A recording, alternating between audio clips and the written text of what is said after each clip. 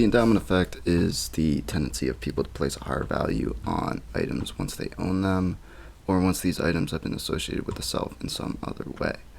That's what the American Psychological Association defines as the endowment effect.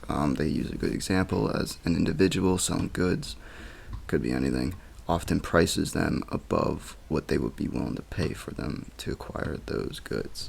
That's like you selling a guitar that you love to play like all the time for something that's objectively over its value. Like you would place more value on that item because you either have an emotional attachment or like a sentimental attachment or a mental attachment to that item, which I feel like is a big caveat to this theory because the definition they use, the American Psychological Association, they use that the endowment effect is characterized by increased positive emotions toward an object. So you must have positive emotions associated with this said item or good or whatever you would sell. And this theory is so closely associated with attachment, which is what I do want to get into. What causes this theory could associate it with attachment and loss aversion. Loss aversion is basically this theory that you don't want to lose. You don't want to lose anything. You don't want to lose a fight. You don't want to lose a competition. You don't want to lose your favorite teddy bear or something. And the other part of this is attachment, which I feel is a very, very human thing to be attached to just this random teddy bear for no reason at all except because, I mean, you had it when you were a kid, and that's awesome, and that's cool. Looking at the core traits that do debunk in the endowment effect, it is like detachment. It is just like a willingness to just let go and lose, and that's okay. I mean, this theory does tackle a bunch of things, but its core aspect is like, what does this item do for you that it doesn't do for somebody else? And if you have like, if you have a watch, and if you have like an iPhone, well, the iPhone can do the watch's job, but the value placed on the watch is that you can conveniently, instead of like reaching your phone and taking it out of your pocket and like looking at the time. Which, that being said, would you overprice the watch? Would you give a frick about the watch? Because personally, unless it was your grandfather's watch, or your grandmother's watch, or whoever's watch, it was your dad's watch, and he gave it to you, and this is the last piece of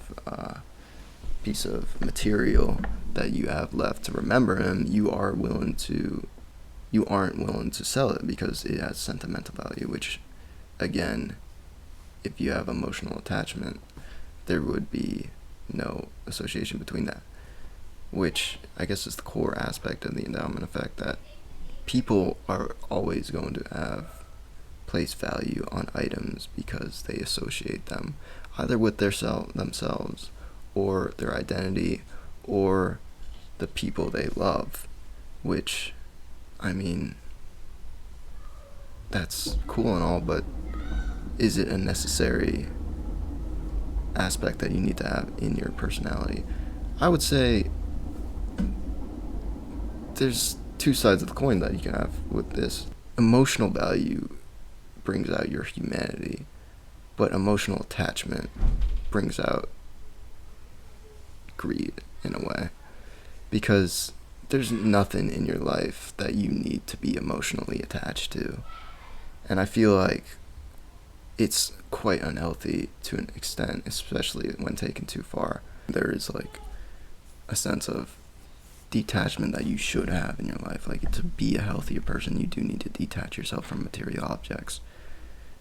And also other people. Like, if you do value other people to an extent, like, you do need to realize that it's your life that you're living, and there isn't necessarily like a person or a thing that you need to associate yourself with because you're you. The only thing that I would say is within your control, which is this is a very stoic perspective coming from it, but I feel like it's a very valuable sentiment when trying to live a better life that you need to have identity within yourself and control.